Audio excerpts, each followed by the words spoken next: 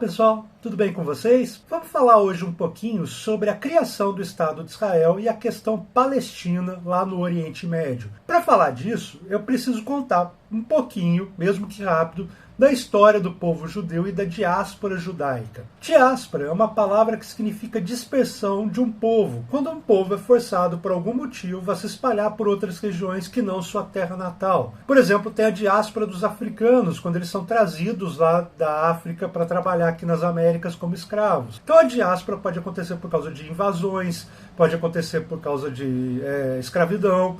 E no caso dos judeus, a gente teve duas diásporas que aconteceram lá um pouquinho antes de Cristo e mais ou menos ali no início da era cristã. A primeira diáspora aconteceu entre 700 a.C. e 500, e ela está retratada na Bíblia.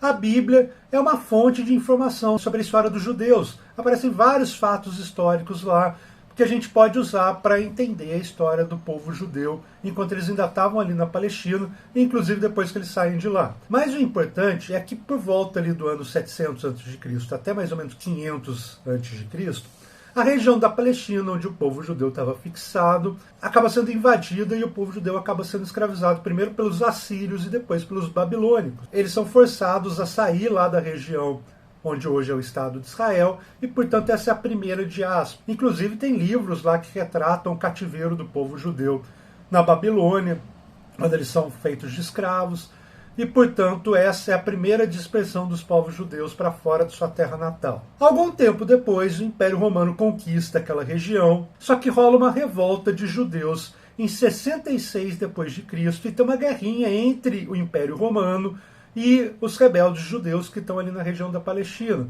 Essa guerrinha rola de 66 d.C. até 73 d.C., ou seja, já na época cristã. Os romanos acabam destruindo Jerusalém, inclusive tem um quadro aqui bastante dramático que retrata, inclusive com vários elementos simbólicos, como anjos e tudo mais, que retrata a destruição de Jerusalém pelo exército romano. Então, de novo, os judeus são forçados a migrar, a sair ali da região onde eles se fixaram originalmente, da terra natal deles, e acabar se espalhando pelo mundo. Eles vão, por exemplo, para o norte da África, acabam se fixando ali no norte da África.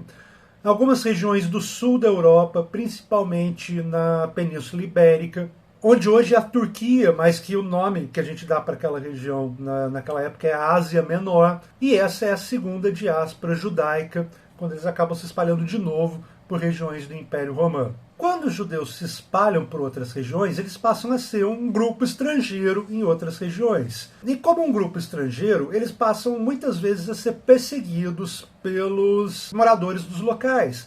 Vale lembrar que xenofobia não é uma coisa recente, não é uma invenção agora das migrações em massas que acontecem no mundo contemporâneo. E quando os judeus se fixam em outras regiões, eles acabam sendo eventualmente perseguidos pelos grupos locais. Isso tem talvez duas explicações. Primeiro, como eles migram em grupo e acabam se fixando em outras regiões, eles meio que não participam tanto dessa sociabilidade, porque eles são um grupo um tanto quanto marginal. Então eles ficam bastante unidos, fazem casamentos entre eles, uma comunidade bastante unida e bastante fechada entre si, que fica um pouco à margem da sociedade do lugar em que eles se estabeleceram. Geralmente grupos muito unidos, com valores, principalmente religiosos, muito próprios, que estão vivendo em outras sociedades, que estão vivendo como um grupo um pouco marginalizado em outra sociedade, eles tendem a se dedicar à acumulação de capitais. Por que isso acontece? Porque esse grupo não faz parte daquela sociabilidade ali de maneira completa. Então, por exemplo, ele não tem oportunidade de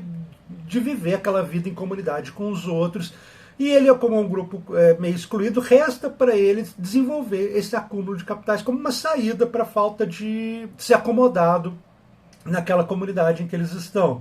Então, em via de regra, essas comunidades judaicas acabam se isolando nos lugares em que elas chegam e se dedicando à acumulação de recursos. Portanto, eles viram, onde eles chegam, grupos muito fechados e enriquecidos, o que aumenta, por exemplo, a antipatia das pessoas dos locais com esses grupos que são muito fechados e que acabam acumulando recursos. Então talvez isso seja uma explicação para o antissemitismo que passa a acontecer quando os judeus se estabelecem em outras regiões. O antissemitismo é uma palavra que significa preconceito ou ser anti o povo judeu. Então o que acontece é que os judeus agora estão espalhados pelo mundo e nas comunidades que eles estabelecem ao redor do mundo acontece geralmente uma certa perseguição ou uma certa exclusão desse grupo de judeus. Esse antissemitismo que eu falei para vocês se manifesta em diversos momentos na história. Aqui, por exemplo, vocês conseguem ver um mapa com várias datas e esse mapa retrata os diversos momentos em que os judeus foram expulsos por leis de países europeus. Por exemplo, eles foram expulsos legalmente da Inglaterra em 1290, foram expulsos da Espanha em 1492 e em Portugal logo em seguida em 1497. E esse mapa acaba mostrando, portanto, essas expulsões das comunidades judaicas dos países em que eles tinham se espalhado. Desde muito tempo rola antissemitismo, desde muito tempo eles são povos que acabam sendo perseguidos por xenofobia, preconceito e uma série de outros motivos. E eles sofreram diversos massacres. Existem massacres em períodos bastante remotos, já lá por volta do ano 1000, durante as cruzadas, tem massacres de judeus. Mas essa perseguição fica mais intensa ali durante a Inquisição. Eu falei para vocês lá na aula sobre reforma e contra-reforma que a Contra-Reforma acabou desencadeando um recrudescimento da Igreja Católica quando ela começa a perseguir povos, pessoas que não seguem a religião católica. E os judeus, nesse contexto, foram considerados hereges e passaram a ser perseguidos. Então a Inquisição é um momento de bastante perseguição de judeus. Inclusive aqui também a gente vê uma gravura ilustrando um auto de fé. O que é o auto de fé?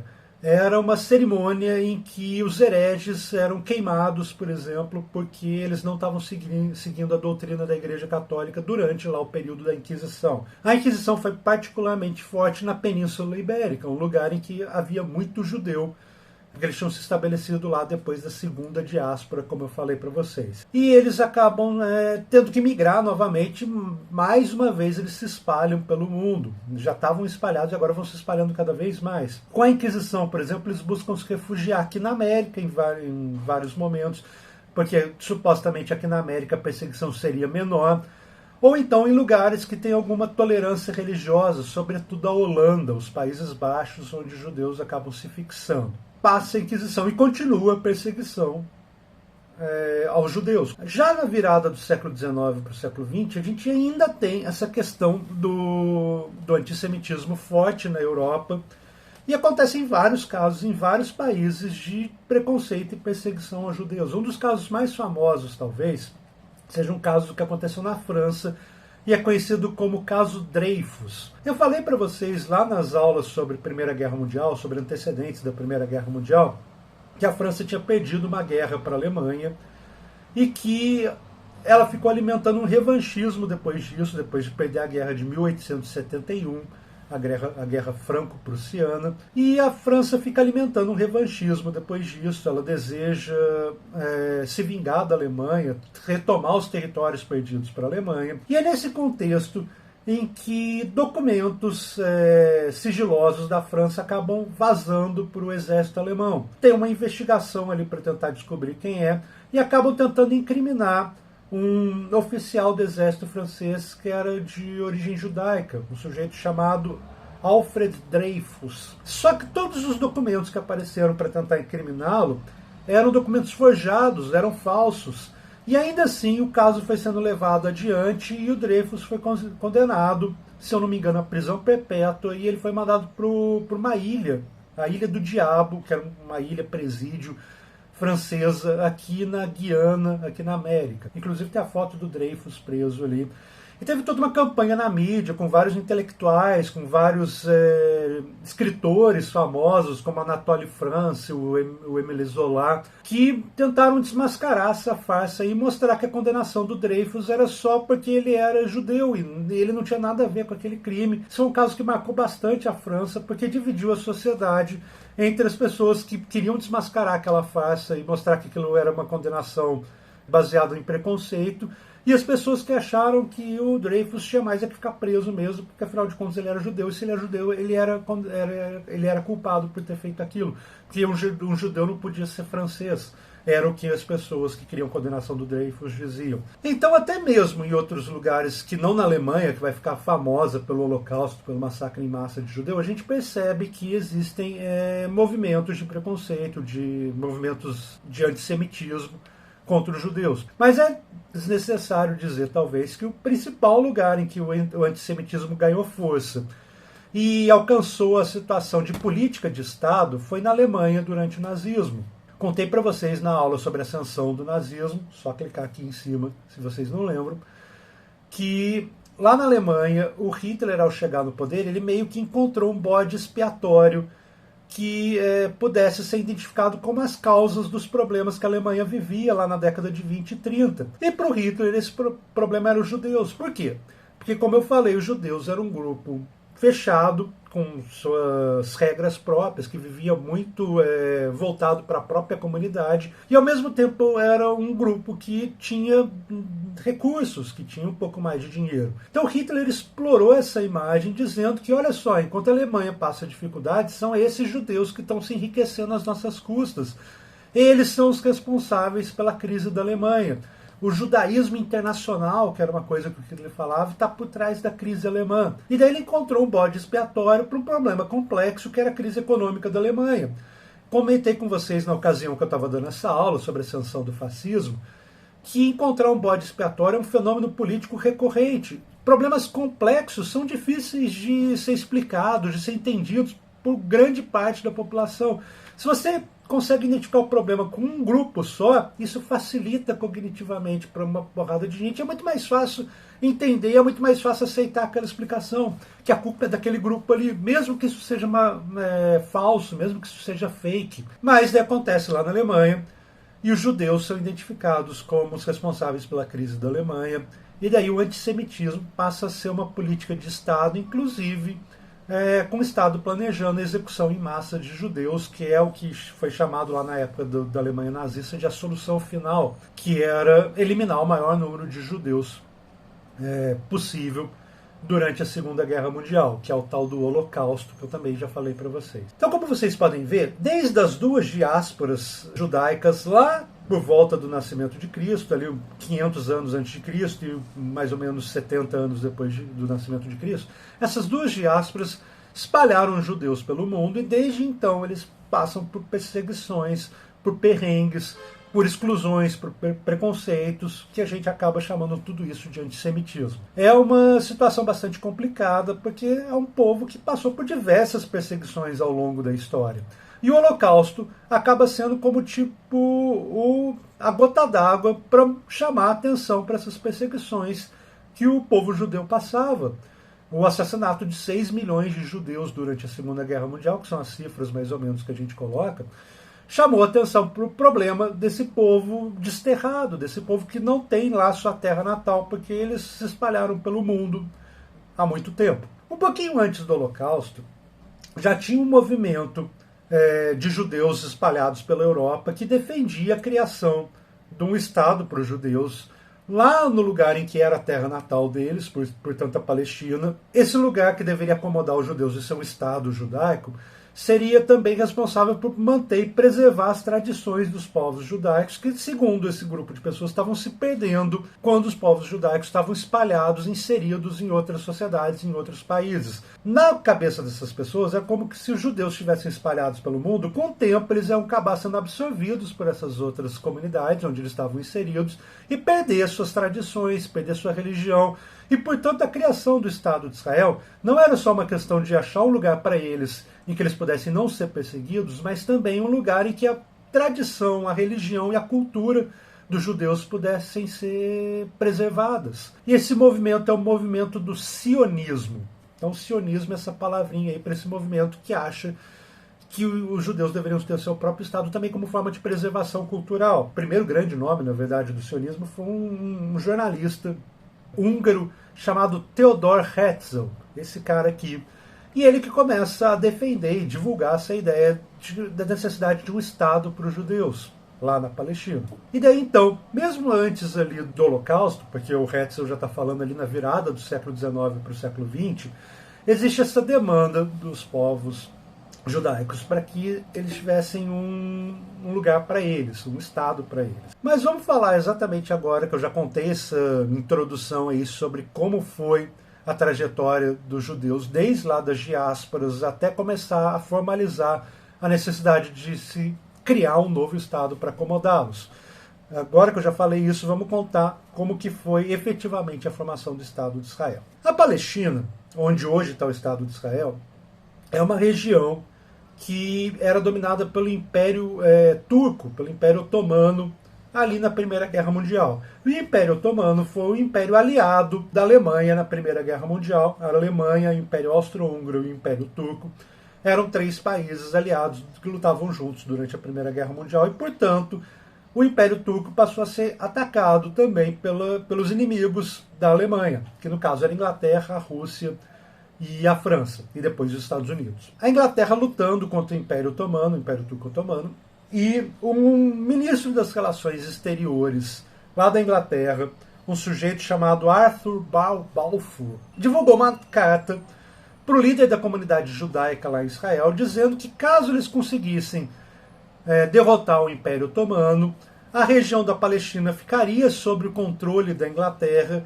e a Inglaterra ia começar a defender, portanto, que ali fossem acomodados os judeus para a posterior criação de um Estado judaico naquela região. E, portanto, isso acontece lá em 1917, essa declaração desse ministro das Relações Exteriores, desse Balfour, em 1917, é um marco ali dizendo que se a Inglaterra vencesse o Império Turco na guerra, ela ia começar a tomar medidas, portanto, para a criação de um território para os judeus. Isso de fato acontece. Vocês sabem que a Alemanha perdeu a Primeira Guerra Mundial e, portanto, o Império Turco Otomano também foi derrotado.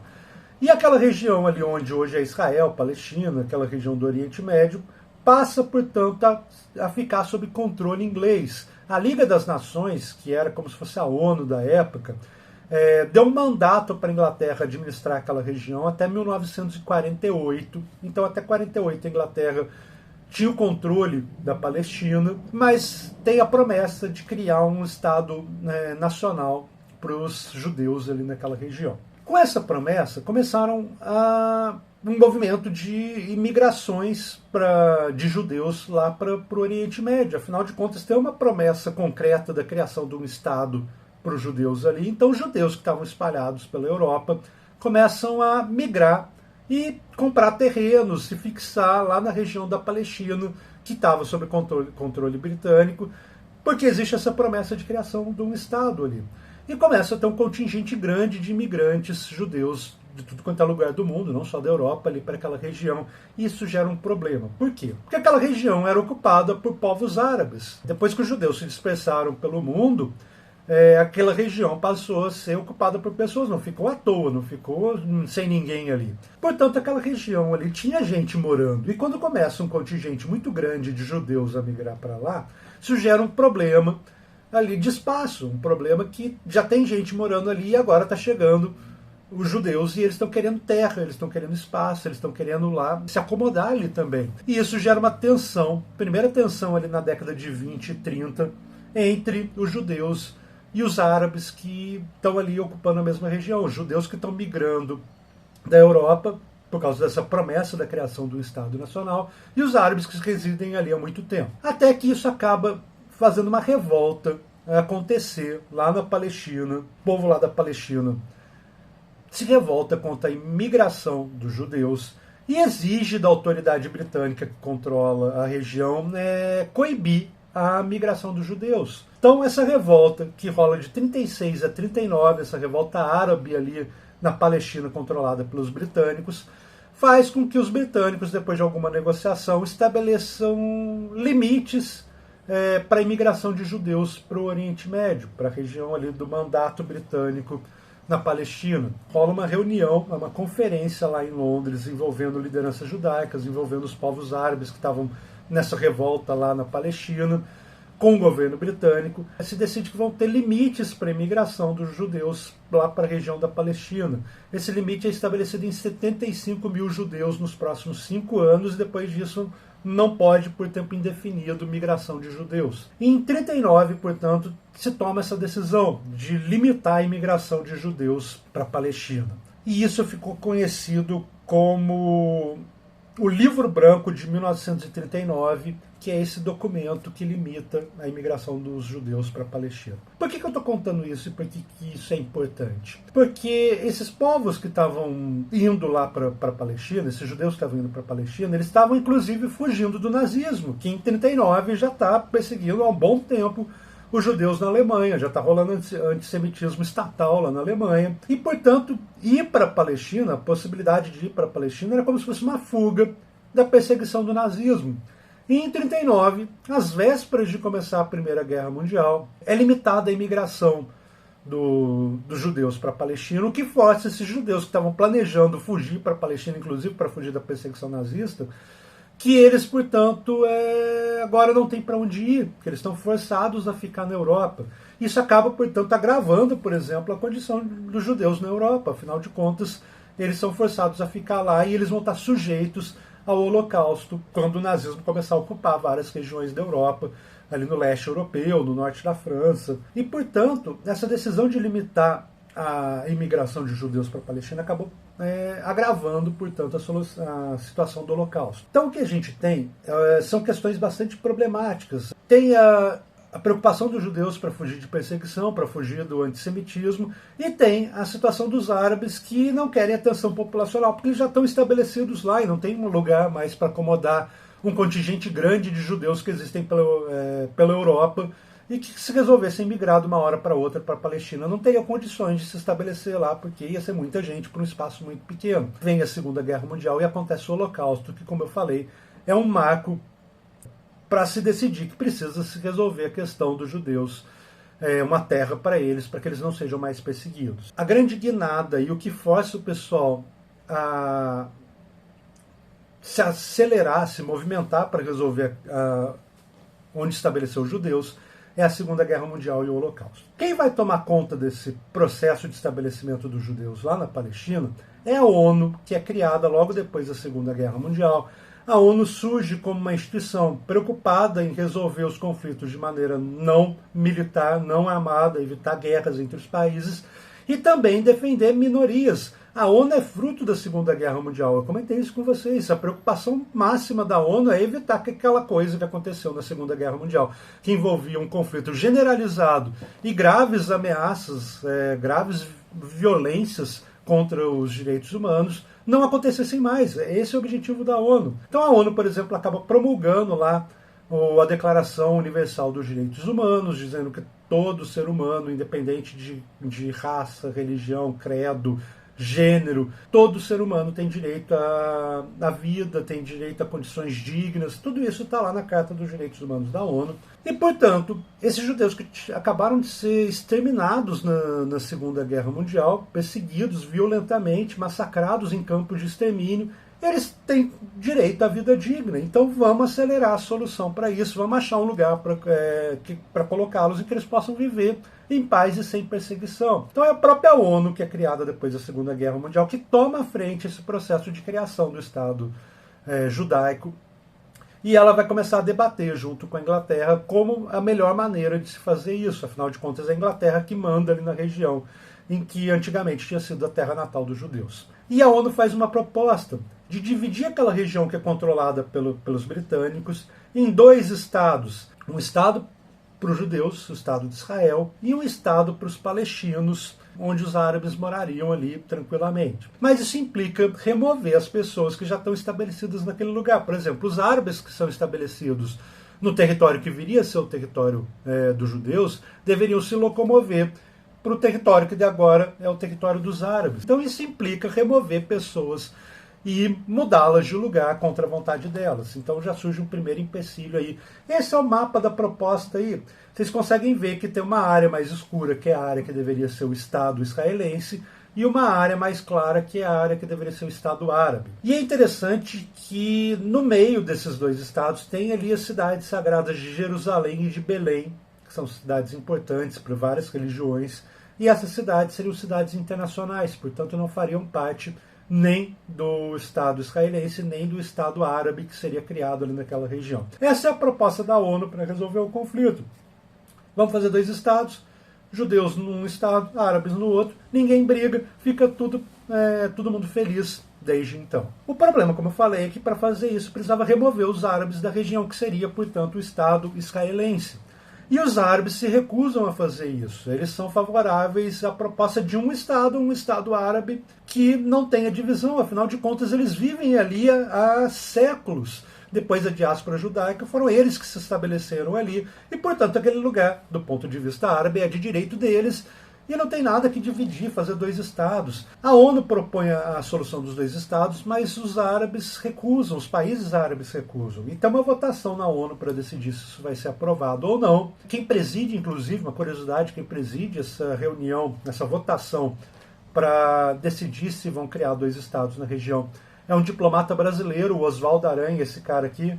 Não, esse aqui é o filé Oswaldo Aranha. É esse cara aqui, o Oswaldo Aranha, inclusive presidindo uma sessão da ONU, e ele preside a sessão que coloca em votação a criação dos dois estados lá na região da Palestina, e a proposta é aceita.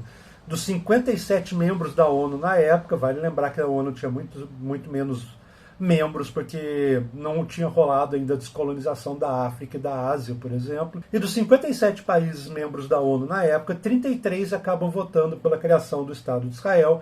A maioria da oposição à criação do Estado de Israel foram os países árabes. E daí, então, vence a proposta, que é a resolução 181 da ONU, de criar dois estados na Palestina. Óbvio que a ONU decidir isso e isso virar prática, são coisas diferentes. Tem um espaço muito grande entre a decisão da ONU e ela ser concretizada, na verdade. Então os árabes começam a resistir, a desocupar as terras que, portanto, deveriam ser entregues ao Estado israelense que deveria ser criado ali. Rola uma guerra civil, a primeira guerra entre os árabes e os judeus pelo controle da região da Palestina. Vale dizer que antes desses confrontos todos pela posse da terra da Palestina, não existiam grandes questões e grandes perseguições entre judeus e muçulmanos. Mas, por causa da posse da terra ali da Palestina, isso vira um assunto que acaba opondo esses dois grupos, e desde então tem perseguições mútuas entre eles. Mas o importante é que rola a primeira guerrinha civil aí entre israelenses e árabes, entre judeus e árabes, afinal de contas nem foi criado oficialmente o Estado de Israel ainda, pelo controle daquela região, que é a Guerra Civil de 1947. Essa resolução da ONU que eu falei para vocês foi aprovada em novembro de 47, e o mandato britânico, o controle britânico sobre a Palestina terminaria no meio de 48. Então ali entre o final de 47, depois da resolução da ONU, e o fim do mandato britânico, rola tensões ali, uma guerrinha civil entre os judeus que estão chegando e os árabes que não querem sair. Até que em 1948, no dia que vai terminar o mandato britânico na Palestina, os judeus que já estão estabelecidos lá declaram a independência do Estado de Israel, e que, a partir de agora, quem controla aquele território, segundo a decisão da ONU, segundo a divisão da ONU, aquele mapinha que eu mostrei para vocês, são os judeus, e está criado o Estado de Israel. Só que tem muito árabe dentro desse Estado, e esses árabes resistem. Então a Guerra Civil, que começa lá em 47 e vai até a declaração de independência de Israel em 48, passa a ser chamada de Guerra de Independência de Israel, porque agora Israel já foi formalizada como um Estado independente. Inclusive está aqui a declaração de independência de Israel, o momento em que ela acontece, com o primeiro-ministro David Ben-Gurion declarando a independência de Israel. No fundo vocês veem o quadro do jornalista húngaro, que é o precursor do sionismo lá que eu falei para vocês, que é o Theodor Herzl. E, portanto, então está criado o Estado de Israel, e a guerra continua. Afinal de contas, os árabes ainda não saíram. E isso é a primeira guerra, portanto, entre o Estado de Israel, já agora independente e consolidado, e os árabes que vivem ali em volta, que é a guerra de independência de Israel, que Israel tem que vencer para se consolidar como Estado, se quiser se consolidar como Estado, e os árabes têm que vencer se eles querem impedir a solução dos dois Estados, porque eles querem ter o controle total da terra, afinal de contas eles já viviam lá antes dos judeus serem acomodados. É interessante que a Guerra de Independência de Israel conta com a participação de vários países árabes ali em volta: Egito, Síria, Jordânia, Iraque, Líbano. Todos esses países que estão ali em volta apoiam o grupo árabe lá da Palestina, que não quer ceder o território para os judeus, que é o tal do Exército de Libertação árabe. Inclusive aqui a gente vê um blindado do Exército de Libertação Árabe que estava lutando na guerra de independência de Israel, e a gente vê o símbolo do Exército de Libertação Árabe, que é a estrela de Davi, o símbolo dos judeus, cravado com uma adaga. Esse era o símbolo do Exército de Libertação Árabe, porque eles não queriam os judeus ali, eles não queriam a solução dos dois estados. Então rola essa guerrinha aí de independência do Estado de Israel, com vários países árabes envolvidos, que demonstram claramente desde então que eles não querem o Estado de Israel ali, eles são favoráveis também à solução de um Estado só, mas Israel acaba vencendo a guerra e se consolidando segundo as fronteiras estabelecidas pela Resolução 181 da ONU, que é a que estabelece a solução dos dois estados. Isso acaba provocando refugiados árabes tendo que sair do território israelense e migrar para as áreas que deveriam pertencer ao Estado árabe, segundo a Resolução 181. Isso pode ser ilustrado por essa imagem aqui, que é um campo de refugiados palestinos que foi obrigado a sair do território que agora é território judeu. Então a gente já tem na criação do Estado de Israel um problema e uma tensão envolvendo os árabes que não aceitam a solução de dois estados e os israelenses que vão ocupar a área deles, segundo a resolução da ONU, que autoriza a criação de dois estados no lugar. O surgimento do Estado de Israel já é um surgimento tenso, não é um surgimento tranquilo, não é um surgimento ali que tem acordos envolvidos. Pelo contrário, tem gente que não está aceitando isso desde a criação do Estado de Israel e que afirma que o Estado de Israel não deveria existir, como o pessoal dos países árabes, por exemplo. Então rola a Guerra de Independência, a vitória de Israel e continua a tensão durante muito tempo. Pouco tempo depois da criação do Estado de Israel, já tem outro período de tensão grave aí, que inclusive já comentei com vocês, que é a crise de Suez. O canal de Suez, vocês podem ver nesse mapa aqui, ele junta o Mar Vermelho ao Mar Mediterrâneo. É um canal assim, extremamente importante para o trânsito de mercadorias, inclusive para o trânsito de petróleo, que é produzido no Oriente Médio, para chegar na Europa e nos Estados Unidos, passa pelo canal de Suez. Para chegar nos Estados Unidos é muito mais rápido trazer esse petróleo pelo canal de Suez do que dar a volta inteira na África até chegar lá nos Estados Unidos. Portanto, o canal de Suez é um canal movimentado e importante para a circulação de mercadorias. Era uma companhia britânica e francesa que administrava o canal de Suez e tirava os recursos de lá. E o Egito, talvez um dos principais opositores ao Estado de Israel na época, liderado por um sujeito chamado Gamal Nasser, ele resolve que ele vai nacionalizar o canal de Suez. Afinal de contas, o Egito agora é um país independente e o canal de Suez está dentro do território egípcio e, portanto, não tem que ter canal de Suez administrado por ingleses e franceses, não. O canal de Suez é egípcio. E ele ocupa o canal de Suez e a península de Sinai, que é um pouquinho depois do canal de Suez, já lá na fronteira com Israel. E Israel vê isso como uma ameaça. Afinal de contas, o exército egípcio, que não aceita a existência de Israel, está se posicionando ali nas fronteiras com Israel, na península de Sinai. Israel, junto com a França e com a Inglaterra, resolve que eles vão tomar o canal de Suez de volta. Israel, para garantir que o Egito não ataque Israel no futuro, e a França e a Inglaterra porque querem retomar o controle do canal de Suez. Afinal de contas, o canal de Suez dá muito dinheiro. E rola a tal crise de Suez de 1956. E que ocasião que eu contei essa história para vocês? Quando eu estava falando lá da Guerra Fria. O Egito é apoiado pela União Soviética. E a União Soviética defende o direito do Egito de nacionalizar o canal de Suez. Afinal de contas, ele corta o território egípcio. Por que ele não seria administrado pelos egípcios? Então, quando rola a invasão de Israel e da Inglaterra e da França, a União Soviética, na ONU, ameaça de intervir no conflito se não devolverem o canal de Suez e desocuparem a península de Sinai. Portanto, tem uma segunda tensãozinha entre Israel e os vizinhos, mas ela não desenvolve. Israel acaba abandonando a península de Sinai e devolve ao Egito por intervenção da União Soviética. Então, portanto, esse é um ponto de encontro entre a questão da criação do Estado de Israel e o contexto geral da época, que é o contexto da Guerra Fria. Então a gente vai vendo que ao longo das décadas, recorrentemente vai rolando tensão entre o Israel e os países vizinhos e o território que deveria ser o Estado Árabe. Inclusive esse território que deveria ser o Estado Árabe, ele não tem formalmente um governo constituído. Isso, na verdade, é um problemão que só agrava a situação. Por quê? Porque como o território judeu se constitui como o Estado de Israel, o território palestino deveria se constituir como um Estado palestino. Mas não existe nenhum grupo, já que eles recusam a aceitar o Estado palestino com as fronteiras que o Estado palestino tem na prática, já que eles querem a solução de um Estado só e não de dois, não existe um grupo que passe a governar aquela região e que tenha legitimidade para se colocar como o grupo que controla aquele Estado. Ou seja, não se constitui um governo na região árabe, no Estado árabe, na região palestina. E quando tentam se constituir governos, tem aquela questão de que será que esse governo fala em nome de fato de toda a região árabe? Será que ele tem um controle sobre toda a região árabe? Será que ele tem legitimidade?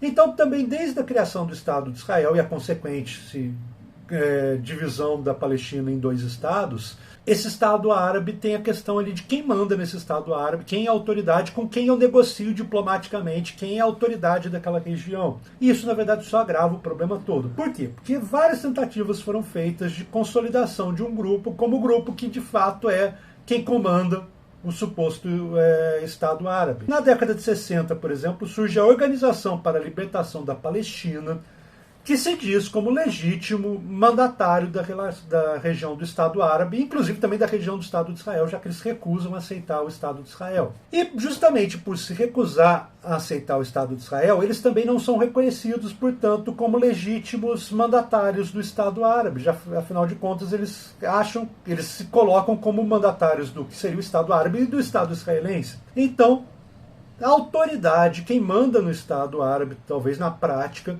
é um grupo que é taxado de terrorista pelas entidades internacionais porque não aceita a criação do Estado de Israel. Isso limita muito a capacidade de negociação diplomática do Estado árabe. Afinal de contas, você não sabe com quem você negocia, porque aquele grupo que de fato manda no Estado árabe não é reconhecido como legítimo Estado árabe, não é reconhecido como oficialmente um Estado e é reconhecido sim como um grupo terrorista. Então a OLP, Organização para a Libertação da Palestina, fundada em 1964, que tem apoio da Liga Árabe, dos países árabes ali em volta, ela não é reconhecida como representante do Estado árabe e sim como um grupo terrorista e, portanto, não tem que se negociar com eles.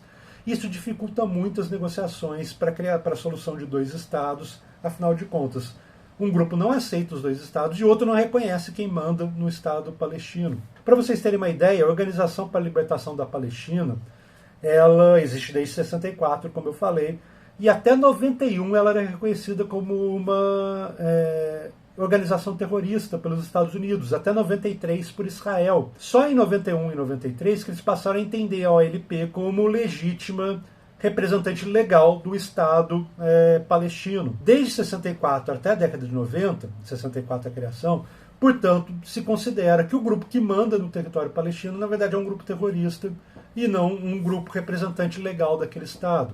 E isso é um problemão. O líder da OLP, inclusive, é um sujeito chamado Yasser Arafat, vocês podem ver ele nessa foto aqui.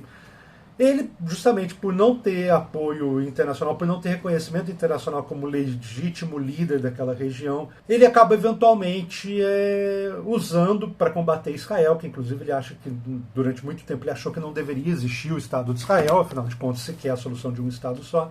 Ele acabou usando o expediente de atentados terroristas, sequestro de aviões e tudo mais, para tentar reverter a situação lá da ocupação dos judeus no território palestino. Então, com a criação da OLP, a gente tem ali um comando do Estado palestino, mas que não é reconhecido pela comunidade internacional, certo? Até a década de 90 ficou assim. E logo depois da criação da OLP, tem outro conflito armado entre Israel e os países vizinhos, que é a Guerra dos 6 Dias.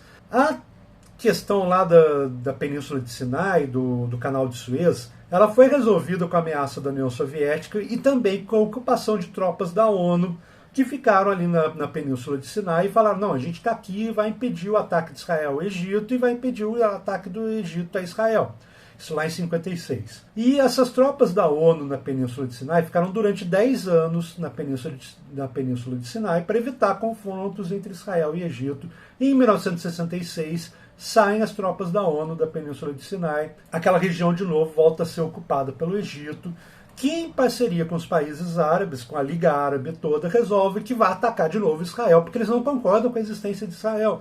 É importante perceber isso, que eu estou repetindo o tempo todo. Os países árabes, durante muito tempo, e alguns países árabes até hoje, não aceitam a proposta de 2 estados na região. Eles querem um estado só ali, e esse estado é o Estado palestino, sem o Estado de Israel. Portanto, logo depois que saem as tropas da ONU ali da província da Península de Sinai, o Egito e outros países árabes resolvem que eles têm que se preparar para uma guerra contra Israel.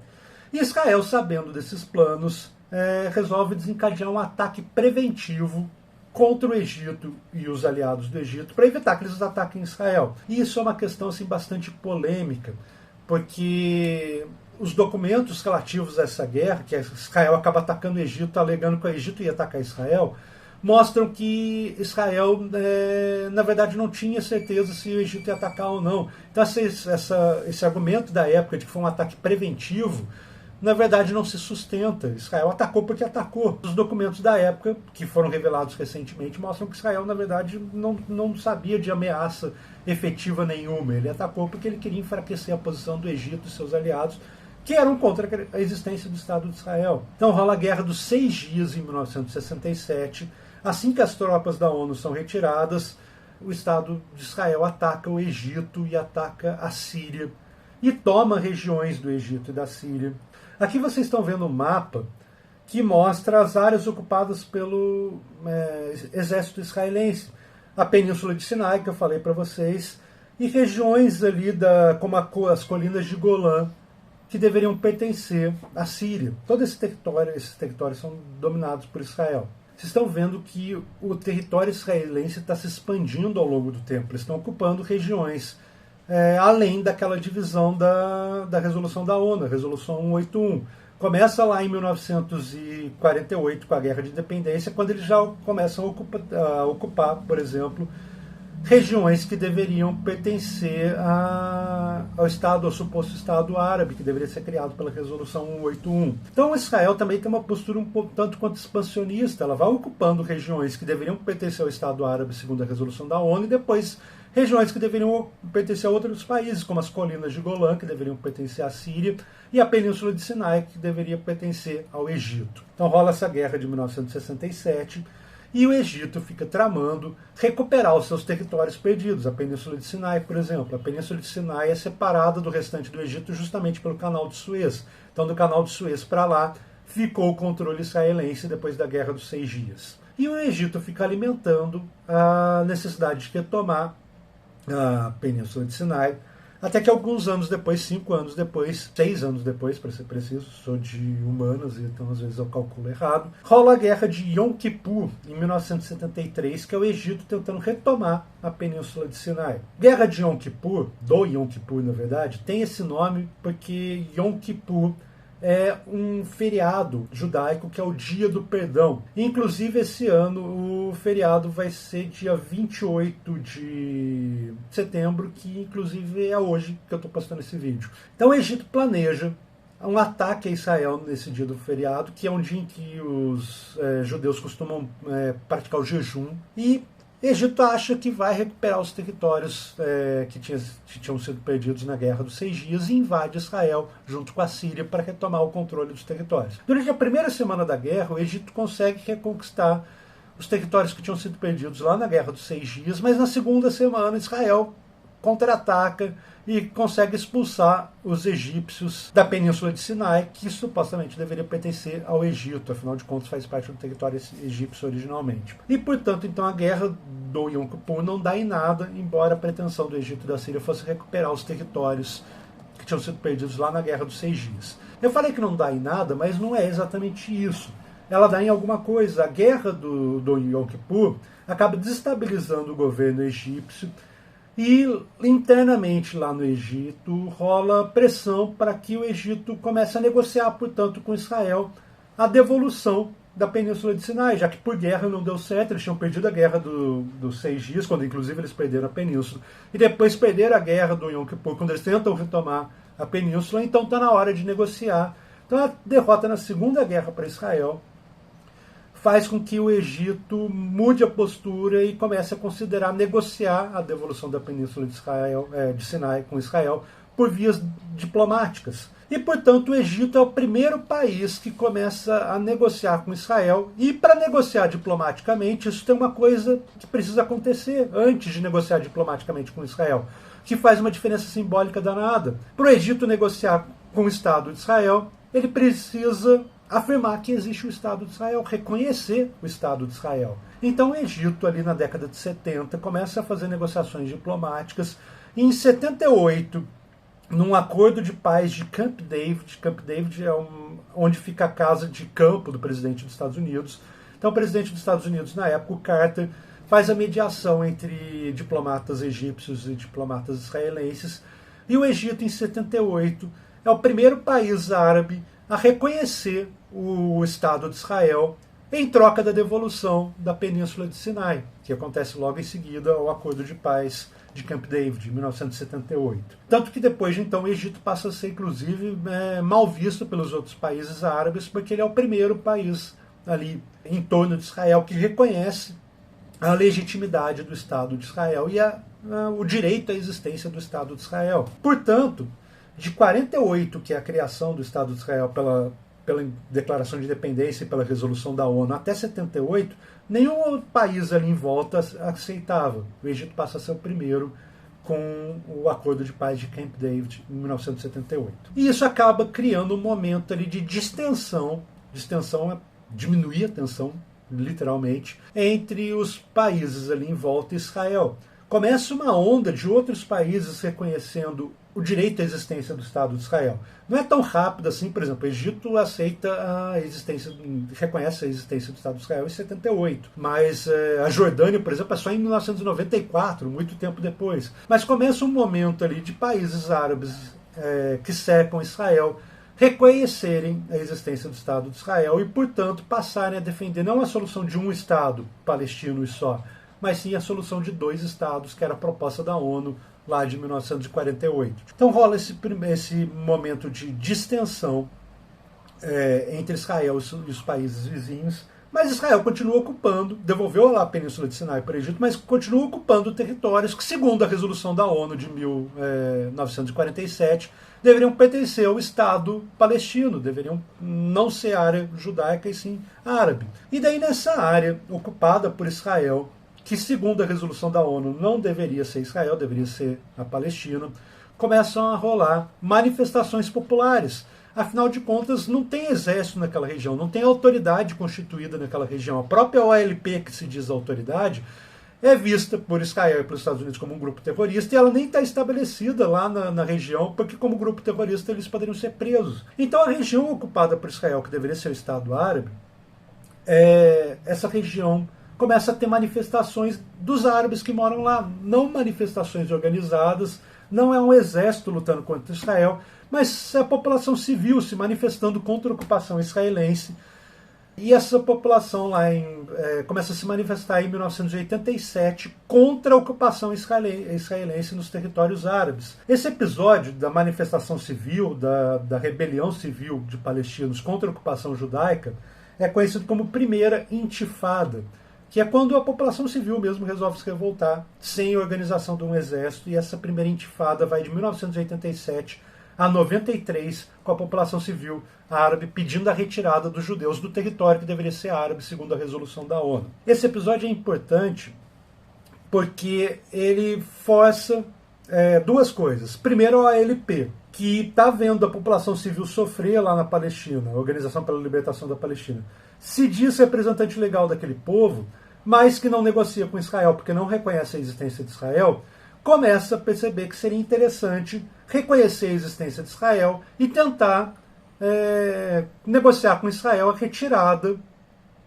das tropas israelenses da área palestina, segundo a resolução da ONU. Que é exatamente o que acontece em 93. Vocês devem se lembrar que a OLP foi considerada uma organização terrorista por Israel de 1964, quando ela foi fundada, até 1993. E eu não falei o que aconteceu em 93. 93 é quando a OLP reconhece o Estado de Israel e começa a negociar com o Estado de Israel a solução dos 2 estados, o que implica em Israel desocupar a área que segundo a resolução da ONU, deveria pertencer aos palestinos. Então, Yasser Arafat, líder da OLP, e o Yitzhak Rabin, primeiro-ministro de Israel, começam a negociar por volta de 93, 94, pela primeira vez na história, uma solução que envolva dois estados, o Estado israelense e o Estado palestino. E é super interessante que isso acaba resultando no Acordo de Oslo de 1994, que tem essa foto super famosa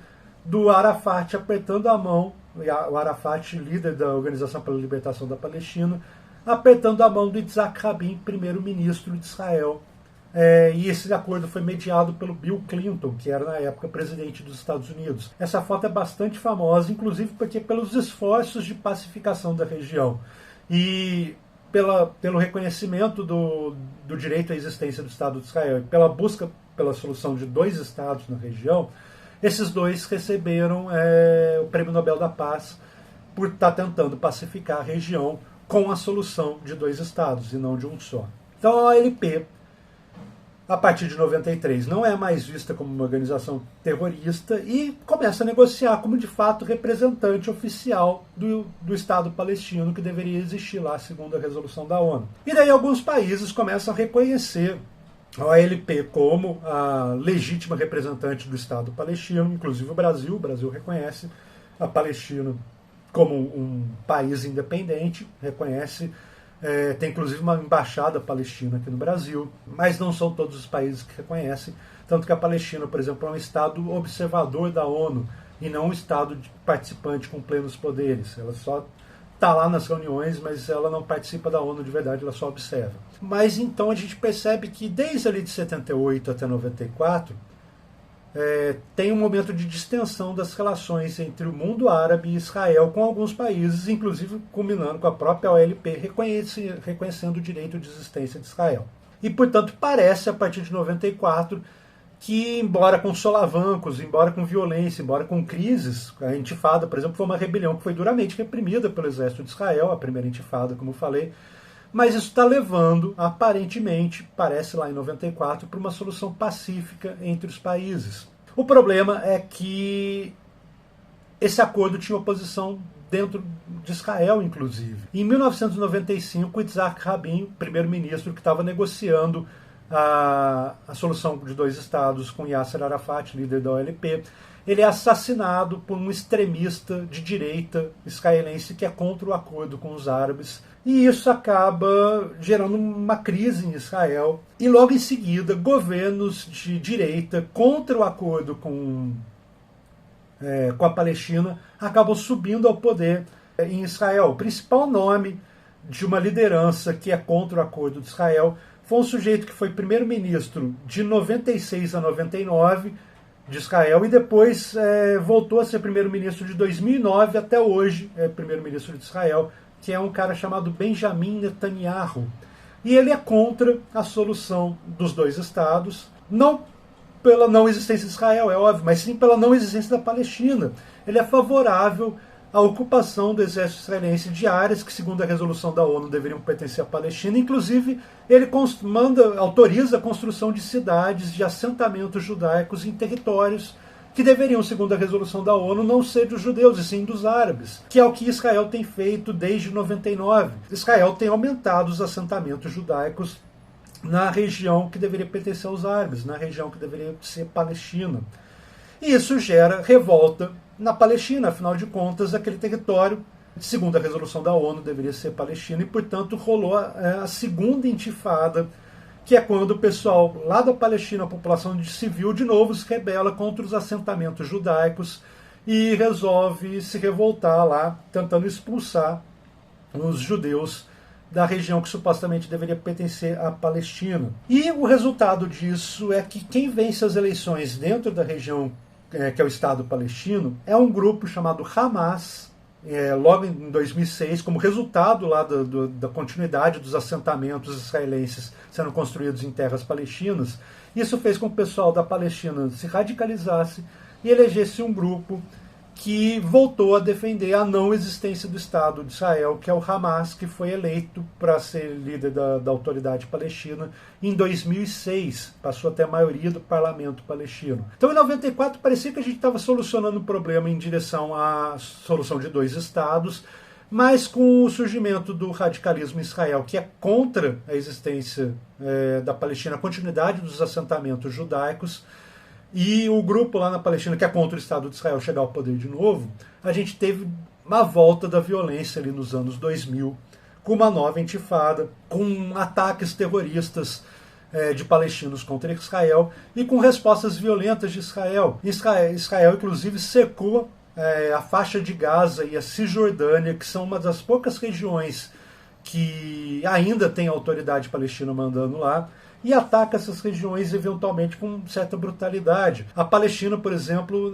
durante muito tempo passou a não ter acesso de nenhum país à Palestina porque tinha um bloqueio de Israel ao porto da faixa de Gaza, e daí então não se chegava na faixa de Gaza, nem observadores internacionais, nem ajuda internacional, nem Médicos Sem Fronteiras, o que fez com que, por exemplo, o diplomata palestino aqui no Brasil afirmasse, nos anos por volta de 2010, 2009, que a faixa de Gaza era um grande campo de concentração em que os israelenses mantinham confinados os palestinos até eles morrerem. O que é uma frase extremamente pesada, afinal de contas, quem sabe o que são os campos de concentração e quem padeceu com os campos de concentração são os judeus.